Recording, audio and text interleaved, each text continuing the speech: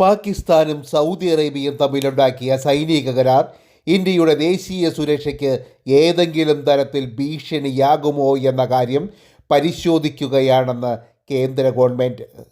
ഏതെങ്കിലും ഒരു രാജ്യത്തിന് നേരെയുള്ള ആക്രമണത്തെ സംയുക്തമായി നേരിടുന്ന തന്ത്രപരമായ സൈനിക കരാറിനാണ് പാകിസ്ഥാനും സൗദി അറേബ്യയും രൂപം നൽകിയത്.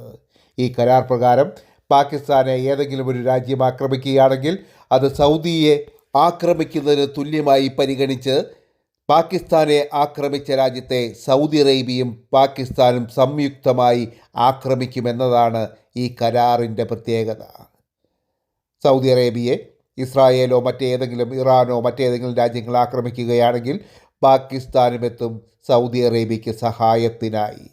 സൗദിയെ ആക്രമിച്ച രാജ്യത്തെ പാകിസ്ഥാനും സൗദി അറേബ്യയും സംയുക്തമായി നേരിടുക തന്നെ ചെയ്യും എന്നതാണ് ഈ കരാറിൻ്റെ ഉള്ളടക്കം. പാകിസ്ഥാൻ പ്രധാനമന്ത്രി ഷഹബാസ് ഷെരീഫിൻ്റെ സൗദി സന്ദർശനത്തിനിടെ ബുധനാഴ്ചയാണ് സൗദി അറേബ്യയും പാകിസ്ഥാനും തമ്മിൽ ഈ കരാറിൽ ഒപ്പിട്ടത്.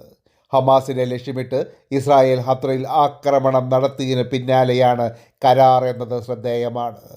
നേരത്തെ പഹൽഗാം ഭീകരാക്രമണത്തിന് മറുപടിയായി ഇന്ത്യ പാകിസ്ഥാന് നേരെ ഓപ്പറേഷൻ സിന്ദൂർ എന്ന സൈനിക ഓപ്പറേഷൻ കൊണ്ടുവന്നിരുന്നു.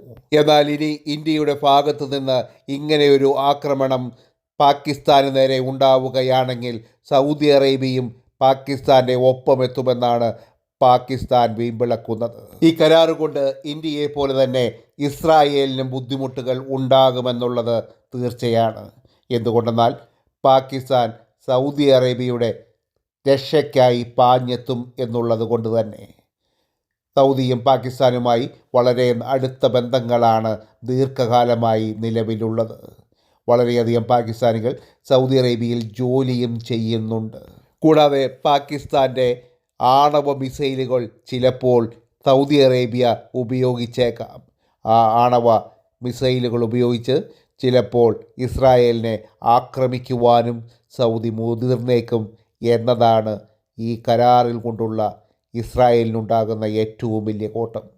എന്നാൽ ഇസ്രായേൽ അങ്ങനെ നോക്കിയിരിക്കുവാൻ സാധ്യതയുള്ള ഒരു രാജ്യമല്ല എന്നുള്ളത് കൊണ്ട് തന്നെ ഈ കരാർ എത്രത്തോളം വിജയിക്കുമെന്നുള്ളത് നമുക്ക് കാത്തിരുന്ന് കാണാം. പാകിസ്ഥാൻ ഇതുപോലൊരു കരാർ തുർക്കിയുമായും ഉണ്ടാക്കുവാനായി ശ്രമങ്ങൾ തുടങ്ങിക്കഴിഞ്ഞു.